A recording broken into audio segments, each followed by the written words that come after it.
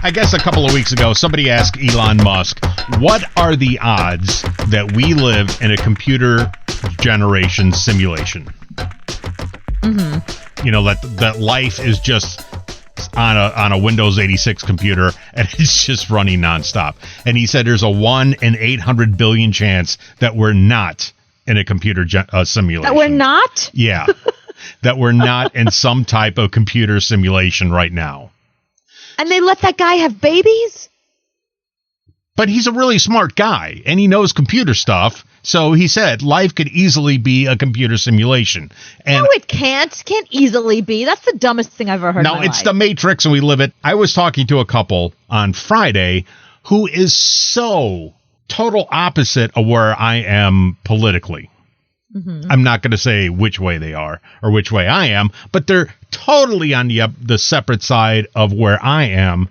So what I think is that we do live in a computer simulation, and only half the population got this update and the half of the population got the other update. That's the only thing I can think of. How can we be, as a people, so separate and not be able to see ways that the other person sees?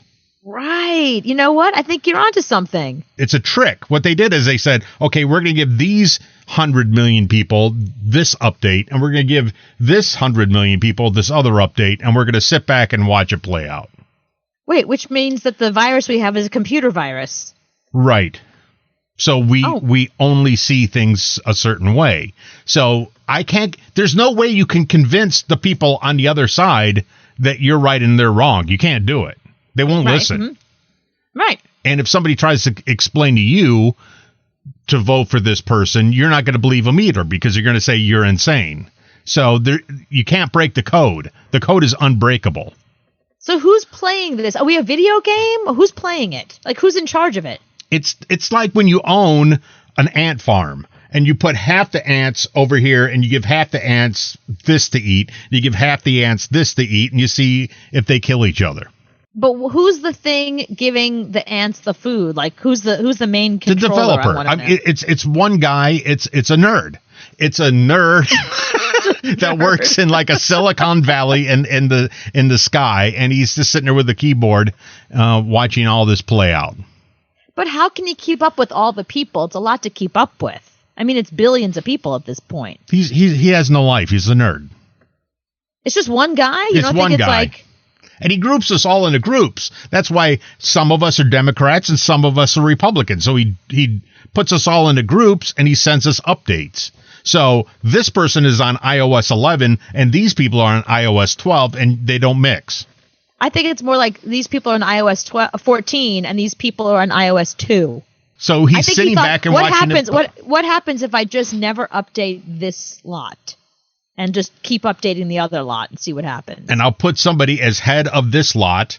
And this person can be orange. And I can put this person on the head of this one. And maybe sometimes they will not get the update. So they're kind of in the middle. I need more information from Elon Musk because I have too many questions. But that's the only thing I can think of on how separate our groups are now. So where's our reboot? A reboot is a restart from scratch, I think. At this point, that's the only way to fix it. You have 100 million people marching on Washington. It's like yesterday, I ventured out into the mall for the first time since January. Uh-huh. I had to go to the mall to pick something up because that's the only place they put an Apple store is inside of a mall. Right, of course. So you have to go to the mall. And there were so many people walking around without masks. There was one lady walking around, and she had to be in her 20s, no mask, with a preemie baby. Oh, okay. She wasn't wearing a mask. It's because they're in the iOS 2. They're not upgraded yet. I think Elon Musk is a little bit of a nut job. Like, I can't tell if he's like really progressive and forward thinking and just too far ahead that I don't get it, or if he's like bananas and out of his mind. So as you were talking, I just looked up what Neil deGrasse Tyson thinks, the famous astrophysicist who's the director of the Hayden Planetarium. Mm-hmm. They asked him the same question, are we a computer simulation? He puts the odds at 50-50 that our entire existence is a program on somebody's hard drive. He said, quote, I think the likelihood may be very high. He noted the gap between human and chimpanzee intelligence, despite the fact that we share more than 98% of our DNA.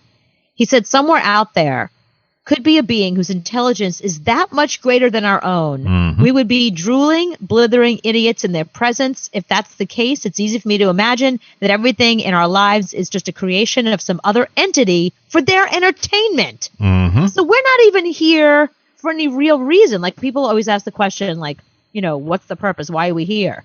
Well, you don't need to ask the question because we're just here for other people's entertainment. Right, and that's why you can't... Or aliens' entertainment. That's why one side politically can't even live with the other side right now. It's too crazy. Yeah, it's a chip. It's a code they put in. They put in some kind of code. Right, and Facebook is a program inside the program designed to control a certain, you know, demo. Wow, that's so meta. You know, honestly, I was about to just dismiss you completely, but the fact that Neil deGrasse Tyson is like, 50-50. He agrees with me. Freaks me out. Mm-hmm. You're going to see one day, because when we die, we just go away. We jump off that hard drive and we're on another hard drive. We don't know what happens when we die. Right. I'd say we go on to another hard drive and you wake up and you go, oh, look, a new hard drive. Oh, this is freaking me out. But what happens when he Control-Alt-Delete and he gets sick of the program? What happens then? That's what happened with the dinosaurs. It was a Control-Alt-Delete. And they went, oh, damn, I meant to hit backspace, and I hit Control-Delete, and now all my dinosaurs are gone. Right. Now I have to start over. And that was a real old version of the computer. That was like Windows 4. That wasn't very good. At least they're updating the computer now. That's why we have, you know, cool things like microwaves and things like that, because it's a new program. The fact that it's in Scientific American and all these like great minds got together from MIT and discussed this, they're like, yeah, you know, it's not impossible. It's like, wait, it's not impossible that we're living in a computer simulation? What? Mm-hmm. Like, what? Why am I just hearing about this now? Where have you been for the past 30-something years? It better be an Apple. That's all I can say. It better be an Apple and not a Windows machine, because Windows seem to blue screen all the time. So, and a virus is a virus. Some of us have virus programs and some of us don't. I'm way too freaked out right now.